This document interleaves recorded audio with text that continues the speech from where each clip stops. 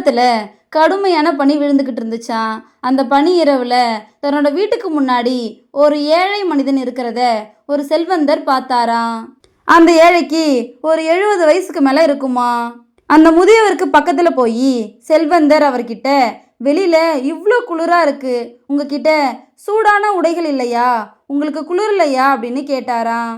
அதுக்கு அந்த முதியவர், என்கிட்ட சூடான உடைகள்லாம் இல்லை, ஆனா இந்த குளிருக்கு என்னுடைய உடம்பு பழகிடுச்சு அப்படின்னு சொன்னாராம். அதுக்கு அந்த செல்வந்தர், நான் வர்ற வரைக்கும் காத்துருங்க, நான் உங்களுக்கு சூடான உடைகள் எடுத்துட்டு வரேன் அப்படின்னு சொன்னாராம். அந்த ஏழையும் மகிழ்ச்சியோட காத்துக்கிட்டு இருந்தாராம். செல்வந்தருக்கு வேலை அதிகமா இருந்ததால அந்த ஏழைய மறந்துட்டாராம். காலையில தான் அந்த செல்வந்தருக்கு அந்த ஏழையோட ஞாபகம் வந்துச்சான். உடனே வீட்டில இருந்து ஓடி வந்து அந்த முதியவரை பார்த்தாராம். ஆனா அந்த முதியவர் குளிரால இறந்து போயிட்டாராம். அந்த முதியவர் கையில ஏதோ எழுதப்பட்டு இருந்துச்சான். அது என்னன்னா, என்கிட்ட சூடான உடைகள் இல்லாதப்ப கூட என்னால் குளிர தாங்க முடிஞ்சுது, ஆனால் நீங்கள் வாக்குறுதி கொடுக்கும்போது நான் உங்கள் வாக்குறுதிக்கு அடிமை ஆயிட்டேன், அதனால குளிரை எதிர்க்கிற திறனை இழந்துட்டேன் அப்படின்னு எழுதியிருந்துச்சான். இதோட இந்த கதை முடிஞ்சிருச்சு. நீங்களும் மற்றவங்களுக்கு வாக்குறுதி கொடுக்கறதுக்கு முன்னாடி ஒரு தடவைக்கு 10 தடவை யோசிங்க. அது ஒருத்தரோட மரணத்துக்கு கூட காரணமாக அமையலாம். அதை தான் இந்த கதை நமக்கு சொல்லுது.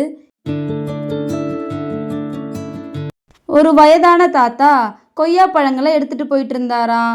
அப்போ கூடையிலிருந்து தவறி 3 கொய்யா பழம் கீழே விழுந்துச்சான். அதை அங்கிருந்த அக்கா தங்கச்சி 2 பேரும் பார்த்தாங்களாம்.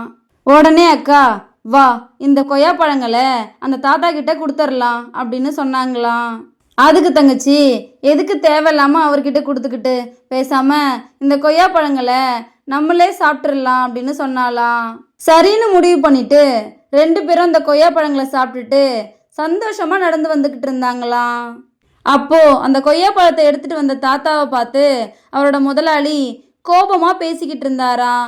ஏன்யா, கூடையில 5 கிலோ கொய்யா பழம் வச்சிருந்தேன், ஆனா இப்போ எடை போட்டு பார்த்தா அதுல 4.5 கிலோ தான் இருக்கு. மீதி 1/2 கிலோ கொய்யா பழத்தை நீ சாப்பிட்டியா, இல்லை வர வழியில திருடி வச்சுக்கிட்டியா? உன்னெல்லாம் நம்பி வேலைக்கு சேர்த்தேன் பாரு, என்ன சொல்லணும், இதுக்கப்புறம் நீ வேலைக்கு வர வேணாம் அப்படின்னு சொன்னாரா.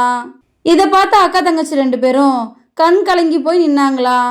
இப்போ தங்கச்சி அந்த முதலாளி கிட்ட போய், ஐயா, அவர் மேலே எந்த தப்பும் இல்லை, நாங்கள் தான் கீழே விழுந்த கொய்யா பழங்களை எடுத்து சாப்பிட்டோம், இந்தாங்க கொய்யா பழத்துக்கான காசு அப்படின்னு கொடுத்தாலாம்.